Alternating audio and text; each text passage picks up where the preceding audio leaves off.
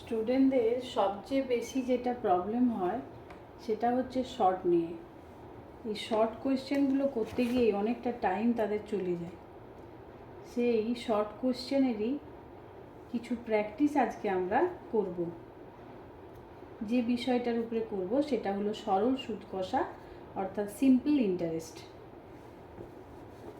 আমি ওয়েস্ট বেঙ্গল বোর্ডের যে বই সেই বই থেকেই নিয়েছি। এমসিকিউ টাইপ যে কোয়েশ্চেনগুলো রয়েছে সেগুলো নিয়ে আলোচনা করছি। যেমন এখানে রয়েছে বার্ষিক আর% হার সরল সুদে পি টাকার টি বছরের সুদ আই টাকা হলে সেখানে 4টে অপশন দেওয়া হচ্ছে, কোন অপশনটা হবে। তো প্রথমে যেটা দেওয়া আছে, আমরা তো সরল সুদের ক্ষেত্রে যে ফর্মুলাটা জানি, ইন্টারেস্ট আই ইকুয়াল টু আমরা কি জানি না, P into R into T divided by 100, যেখানে পি মানে প্রিন্সিপাল মিন্স কি আসল, আর এখানে কি সুদের হার অর্থাৎ ইন্টারেস্ট, রেট অফ ইন্টারেস্ট, আর টি অর্থাৎ সময়। সময়কে সবসময় বছর এককে প্রকাশ করা হয়, T for time. So interest equal to কি হবে, I equal to P into R into T by 100। এবারে আমাকে আইটা বের করতে বলা হয়েছে। বার্ষিক 8% হার সরল সুদে পি টাকা টি বছরের সুদ আই টাকা হলে কোন সম্পর্কটি এখানে প্রযোজ্য হবে। এটা যদি আমরা কোনাকুনি গুণ করে নিই, তলায় কিছু নাই মানে 1 আছে, তাহলে পি গুণিত আর গুণিত টি সমান 100 আই। তাহলে অপশন কোনটা, অপশন হচ্ছে সি।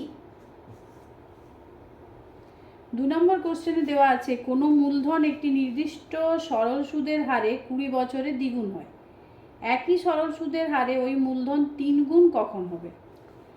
মূলধন মানে এখানে কি আসল, নির্দিষ্ট সরল সুদের হারে 20 বছরে দ্বিগুণ হয়। আমরা সুদের হারটা জানি না, সুদের হারটাকে আমরা আর% ধরে নিতেই পারি। তাহলে এখানে আমরা যদি লিখি মূলধনটা যাই হোক না কেন পি টাকা,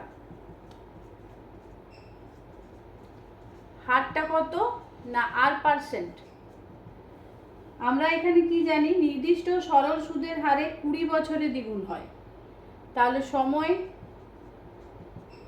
টি সমান 20 বছর, 20 বছরে কি হচ্ছে দ্বিগুণ হচ্ছে। একই সরল সুদের হারে ওই মূলধন কখন 3 গুণ হবে। তাহলে সুদাসল যদি দ্বিগুণ হয় তার মানে পিটা 2p হবে, 2p টাকা। তাহলে সুদ কি হবে, সুদ হবে 2p মাইনাস পি, তার মানে পি টাকা। এবারে আমরা সূত্র বসাবো, আই সমান অর্থাৎ পি সমান, আই সমান কি না পি ইন্টু আর ইন্টু 20/100। এখানে আইটা তো পি করা আছে, তাহলে পি সমান P into R into 20/100। Both সাইডে পি আছে, মাল্টিপ্লাই আকারে আছে, তাহলে এই পি এর সাথে এই পিটা কাটাকাটি হয়ে যাবে। তাহলে আমরা কি পাবো, ক্রস মাল্টিপ্লিকেশন করে 20 আর সমান 100, তাহলে আর সমান কত 100/20 মানে 5%। এরপরে এটা তো আমার প্রশ্ন নয়, আমার প্রশ্ন আছে যে একই সরল সুদের হারে ওই মূলধন কখন 3 গুণ হবে। তাহলে 3 গুণ হতে গেলে কি করতে হবে, 3 গুণ হলে সুদ কত হবে 3p মাইনাস পি, তার মানে 2p টাকা। এই 2p টাকাটা কখন 3 গুণ হবে আমাকে বের করতে হবে। তার জন্য আমাকে কি করতে হবে, যে 2p সমান অর্থাৎ সুদ সমান আসল গণিত হার, আমি 5% বের করেছি, হারটা 5% আছে, টিটা আমি জানি না, টি বাই 100। এখানেও পি কাটাকাটি হয়ে গেল, তাহলে 5t সমান 100 2 200, টি সমান 200/5 40।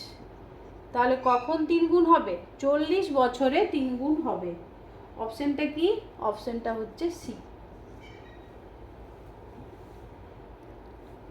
ভিডিওগুলোই প্রত্যেক দিন আমি এই ধরনের কিছু শর্ট প্রবলেম তোমাদের সামনে তুলে ধরবো। কেমন লাগলো অবশ্যই জানাবে, ঠিকঠাক বুঝতে পারলে কি না। আর যদি ঠিকঠাক সত্যিই বুঝতে পারো, তোমাদের যে কোনো ধরনের সমস্যা আমাকে কমেন্ট বক্সে জানাও। আজকের মতো এটা এখানেই শেষ করছি।